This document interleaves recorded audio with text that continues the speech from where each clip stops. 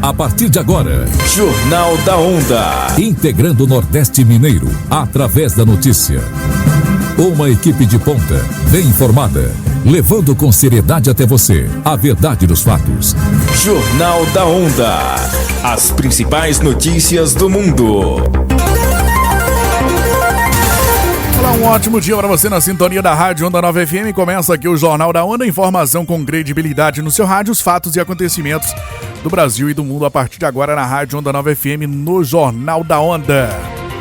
Eu convido você de Padre Paraíso e toda a região a ficar na sintonia e acompanhar a partir de agora as principais informações do dia aqui na Onda Nova FM. Hoje vamos trazer informações do Brasil e do mundo, as notícias de Brasília, as notícias da nossa região do Vale do Jequitinhonha no plantão policial, notícias do Vale do Jequitinhonha e também do Vale do Mucuri. Você vai conferir aqui no Jornal da Onda, que está começando a partir de agora. A gente começa sempre no oferecimento da NextNet, a melhor internet de Padre Paraíso, conectando o futuro agora. Vem você também para a NextNet, a número 1 em fibra óptica.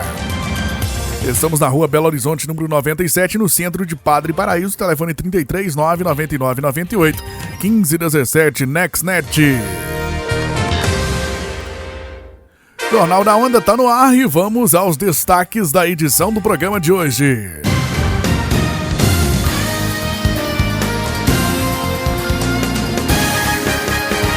Falando sobre o tarifaço, governadores do consórcio Nordeste vão se reunir com Lula.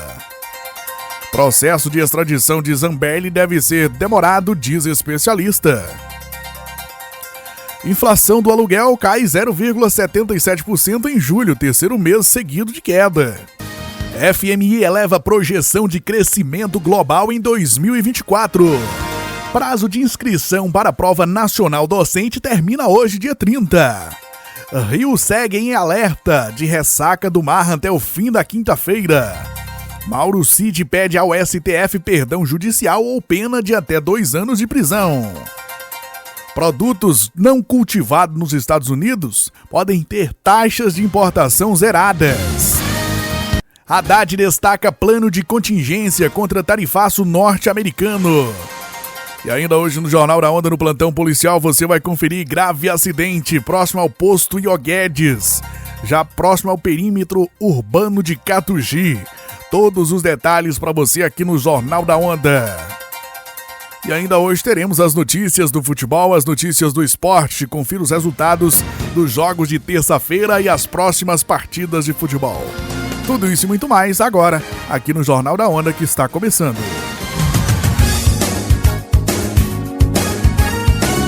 Tá todo mundo ligado. Onda Nova. Jornalismo de verdade. Jornal da Onda. Olha, os governadores do consórcio Nordeste vão se reunir na próxima semana com o presidente Lula em Brasília para discutir o tarifaço sobre exportações brasileiras anunciadas pelos Estados Unidos. Vamos às informações aqui no Jornal da Onda. Os governadores do consórcio Nordeste vão se reunir na próxima semana com o presidente Lula em Brasília para discutir o tarifaço sobre as exportações brasileiras anunciado pelos Estados Unidos. O tarifaço atinge diretamente as cadeias produtivas da região, como fruticultura, apicultura, setor têxtil, calçadista, metal mecânico e a indústria automotiva. De acordo com a Comex Stat, sistema oficial sobre o comércio exterior brasileiro, Bahia, Maranhão e Ceará são os estados nordestinos que mais exportaram para os Estados Unidos no ano passado. Os encontros do Consórcio Nordeste estão previstos para a próxima terça e quarta-feira, ou seja, depois do prazo de 1º de agosto, determinado pelos norte-americanos para que comecem a valer a taxação de 50% sobre todas as exportações brasileiras. Na terça, os governadores participarão do Conselho de Desenvolvimento Econômico Social Sustentável, onde o presidente Lula vai debater o impacto das tarifas norte-americanas. Depois à tarde será realizada a Assembleia Geral do Consórcio Nordeste. Na quarta-feira, a reunião será no Palácio do Planalto, com o presidente Lula, o vice Geraldo Alckmin e a ministra das Relações Institucionais, Gleisi Hoffmann. De acordo com o presidente do consórcio, o governador do Piauí, Rafael Fonteles, está sendo realizada uma articulação emergencial com a Apex Brasil e o Ministério do Desenvolvimento, Indústria, Comércio e Serviços. Estão sendo mapeados os impactos por estado e por setor. A proposta é articular novos mercados e novas rotas internacionais. Com informações da Agência Brasil, da Rádio Nacional em São Luís, Gabriel Correa. Informação com credibilidade, seriedade e imparcialidade. Jornal da Onda. A extradição da deputada federal Carla Zambelli, do PL de São Paulo, ainda deve passar por várias etapas na Justiça da Itália após a prisão em Roma nesta terça-feira. O advogado e mestre em Direito Penal pela Universidade de Harvard, Bernardo Weaver, explica que o processo costuma ser demorado. Ele lembra o caso do ítalo-brasileiro Henrique Pizzolato, que durou 20 meses. O Ministério Público italiano vai se manifestar e a Justiça tem 48 horas para decidir se mantém Zambelli presa ou aplica medidas alternativas, como o uso de tornozeleira eletrônica. Essa decisão valerá até o fim do processo de extradição. O governo brasileiro também precisa enviar documentos para fundamentar o pedido. Provavelmente vai ser um processo em trâmite perante a Corte de Apelação de Roma e dependendo do resultado, pode haver uma apelação para a Corte de Cassação. O processo inteiro dura mais ou menos uns 2 anos. A defesa da deputada afirma que ela se entregou à justiça e que pretende pedir asilo político. Já a Polícia Federal do Brasil e jornais italianos informam que Zambelli foi presa durante uma ação policial na capital italiana. Segundo Bernardo Weaver, a entrega voluntária pode beneficiar a defesa no andamento do processo. Isso demonstra uma necessidade menor de medidas mais graves, como a prisão, ou a colocação de tornozeleira ou de outras restrições quaisquer. É a diferença que os juízes vão interpretar que tipo de medidas devem ser impostas contra a Carla Zambelli. Carla Zambelli era procurada pela Interpol e estava foragida havia 2 meses. Ela foi condenada a 10 anos de prisão por invadir o sistema do Conselho Nacional de Justiça. A deputada fugiu primeiro para os Estados Unidos e, em maio, seguiu para a Itália. Atualmente, ela está licenciada da Câmara dos Deputados. Da Rádio Nacional em Brasília, Gabriel Brum. Jornal da Onda. Mantém você sempre bem informado. O Fundo Monetário Internacional revisou nesta semana a previsão de crescimento global e diz agora que a economia terá um desempenho mais forte no segundo semestre de 2025. O relatório publicado nesta terça-feira prevê taxas de crescimento de 3% para este ano e de 3,1% para 2026. Um aumento de 0,2 ponto percentual se comparado ao estimado no mês de abril. No entanto, essas projeções estão abaixo do alcançado no ano passado e da média pré-pandemia, de 3,7%. No caso brasileiro, a revisão para cima foi um pouco maior que a média mundial e para o continente latino-americano. O FMI prevê 2,3% este ano, 0,3 ponto percentual a mais que o projetado em abril. De acordo com o economista-chefe do FMI, Pierre-Olivier Gourincham, o desempenho global está mais forte que o esperado por causa das tarifas aplicadas pelos Estados Unidos serem mais baixas do que as anunciadas no mês de abril. Outro fator é o dólar mais fraco. Já a inflação global segue caindo para 4,2% este ano, com uma previsão de 3,6% em 2026. Destaque para a inflação nos Estados Unidos, que deve permanecer acima da meta. Segundo o economista-chefe do FMI, as atuais tensões comerciais estão prejudicando a economia global, mas as negociações podem aumentar a produtividade a longo prazo. O FMI aconselha reduzir as incertezas com regras claras e transparência, e que os bancos centrais preservem a independência. O relatório ainda projeta que diversas economias, incluindo o Brasil e os Estados Unidos, podem apresentar déficits fiscais por causa da dívida pública. Da Rádio Nacional em São Luís, Gabriel Correa. Você bem informado com notícias nacionais, internacionais e regionais. Jornal da Onda. O IGPM, Índice Geral de Preços de Mercado, também conhecido como inflação do aluguel, teve queda de 0,77% em julho, abaixo do recuo verificado no mês anterior, mas registra o terceiro mês seguido de queda do indicador. Em julho do ano passado, o IGPM registrou alta de 0,61%. Com o resultado, o acumulado no ano é de menos 1,7% e nos últimos 12 meses de 2,96%, menor patamar desde junho de 2024. Essas informações foram divulgadas pelo Instituto Brasileiro de Economia da Fundação Getúlio Vargas nesta quarta. A FGV leva em conta 3 componentes para apurar o IGPM. O maior peso é do Índice de Preços ao Produtor Amplo, que avalia os custos no atacado e responde por 60% do IGPM cheio. Em julho, os preços ao produtor recuaram de forma menos intensa, reflexo da maior pressão oriunda das matérias-primas minerais e do petróleo. As maiores influências positivas foram do mamão, banana e óleo de soja bruto. Outro componente do IGPM é o Índice de Preços ao Consumidor, que apura o comportamento de preços para as famílias e responde por 30% do indicador. No mês de julho, o índice registrou alta de 0,27%. Das 8 classes de despesa do Índice de Preços ao Consumidor, 5 tiveram taxas positivas. Alimentação, puxada pelo aumento do mamão, despesas diversas, educação, leitura e recreação, habitação e saúde e cuidados pessoais. Já os grupos transportes, vestuário e comunicação tiveram queda nas taxas de variação. O Índice Nacional de Custo da Construção, que completa a composição do IGPM, registrou alta de 0,91% em julho. O destaque foi a redução nos custos com mão de obra. Da Rádio Nacional no Rio de Janeiro, Priscila Terezo. Jornal da Onda, informação com credibilidade no seu rádio, os fatos e acontecimentos do Brasil e do mundo em primeira mão para você aqui no Jornal da Onda. E agora tá na hora da gente trazer as notícias da nossa região, Vale do Jequitinhonha e também do Vale do Mucuri, aqui agora no plantão policial do Jornal da Onda. A informação no seu rádio. Jornal da Onda.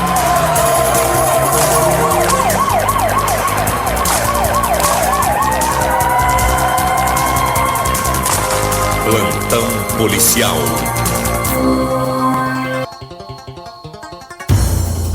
No ar, o plantão policial do Jornal da Onda. Informação com credibilidade no seu rádio. E olha, o Tribunal do Júri da Comarca de Novo Cruzeiro condenou Franklin Jardim Gomes, de 45 anos, de reclusão em regime fechado pelo feminicídio da sua companheira de 27 anos e grávida e pela lesão corporal de uma segunda vítima. O crime aconteceu no dia 11 de agosto de 2024, durante um evento festivo no povoado Ribeirão de Santana, município de Caraí. Quem tem as informações, todos os detalhes desse caso, é o Ivan Alves, do canal MG Notícias, e ele traz pra gente todas as informações aqui no Jornal da Onda. Agora vamos falar sobre um crime que aconteceu em 2024, durante uma cavalgada. Chegou o julgamento do suspeito, hein? E nesse julgamento, testemunhas foram presas por falso testemunho. Um homem foi condenado a 45 anos de prisão em regime fechado por feminicídio contra a companheira, uma jovem de 27 anos que estava grávida, em Caraí, no Vale do Jequitinhonha. O crime aconteceu em agosto de 2024, durante uma cavalgada no povoado de Ribeirão de Santana. Além da condenação, o julgamento foi marcado por um fato incomum. 2 testemunhas de defesa foram presas em flagrante por falso testemunho, que está previsto no artigo 342 do Código Penal Brasileiro. Segundo o Ministério Público de Minas Gerais, MP, os jurados concluíram que ambas mentiram durante os depoimentos prestados em plenário. Essa matéria você acompanha diretamente na rádio Onda 9 FM de Padre Paraíso, nos 94,9 e no canal Ivan Alves no YouTube. Para vocês que estão nos acompanhando, boa noite. Você bem informado com notícias nacionais, internacionais e regionais. Jornal da Onda.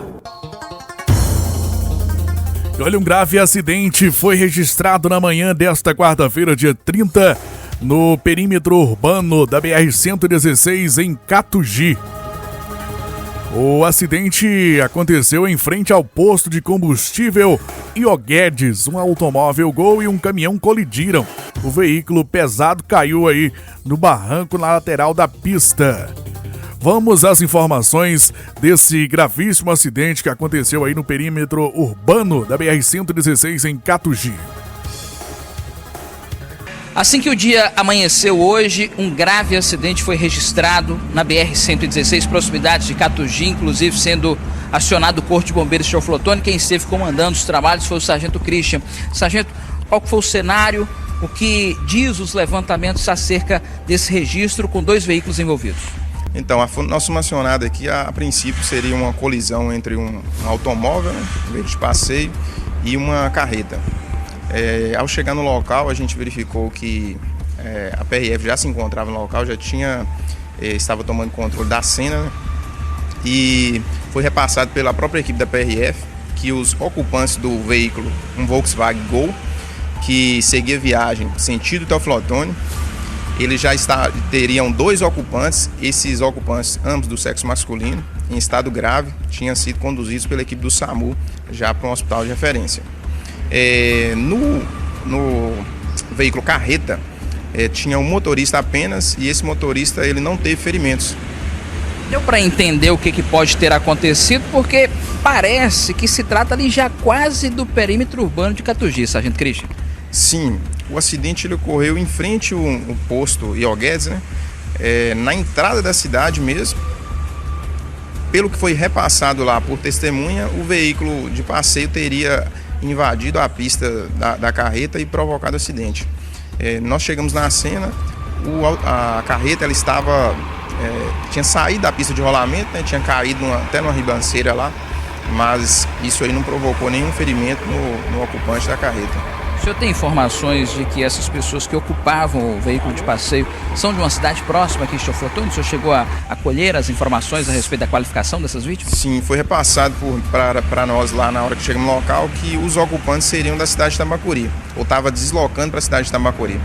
Sargento, a gente percebeu também em algumas imagens parte do compartimento do caminhão envolvido aberto e algumas pessoas lá dentro.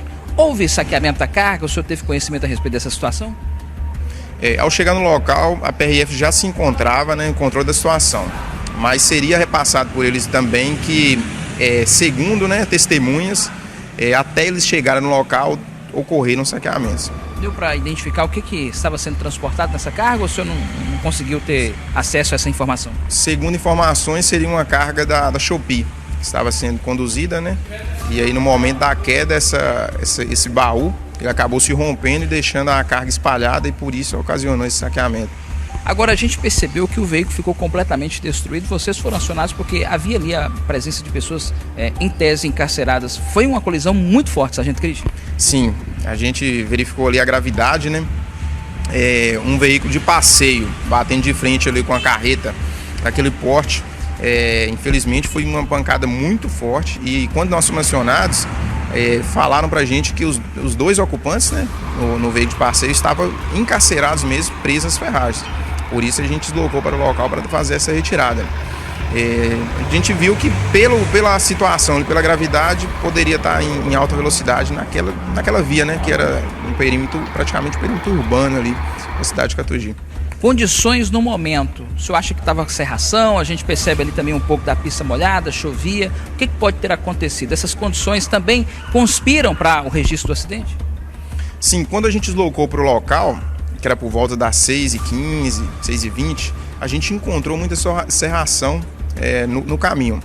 Então a gente sabe que naquela região ali, esse é um dos fatores que acaba ocasionando vários acidentes. Algo que nos preocupa, essa época do ano, ela é uma época que geralmente aumenta os índices de acidente naquela região por causa dessa serração e também por algum princípio ali de chuva, né? Deixa a pista mais molhada e ocasiona isso. Outro fator também que a gente leva em consideração quando acidentes nesse horário pode ser o sono, né? A pessoa talvez ela está ali em um momento que está com sono e acaba invadindo a pista ou saindo da pista e entrando envolvendo um acidente. Tá certo, agradecer aqui o Sargento Christian. Eles estão retornando do local do acidente. A informação oficial que nós temos com relação às pessoas que ocupavam o veículo de passeio é que o estado era gravíssimo, inclusive com fratura de membros. Não temos nenhuma outra informação acerca do que aconteceu após a saída dessas pessoas com as unidades de resgate do SAMU, quando se direcionaram para unidades de saúde aqui na nossa região. A qualquer momento a gente pode atualizar as informações acerca desse registro.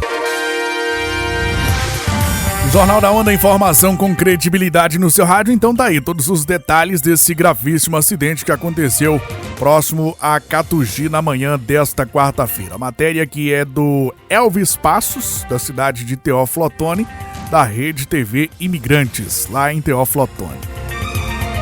Agora a gente faz uma pausa, um rápido intervalo comercial aqui no Jornal da Onda e daqui a pouquinho nós estaremos de volta trazendo mais informações para você que se liga aqui na Onda 9 FM e acompanha o Jornal da Onda. Já já tem mais informações depois do break, depois do intervalo comercial.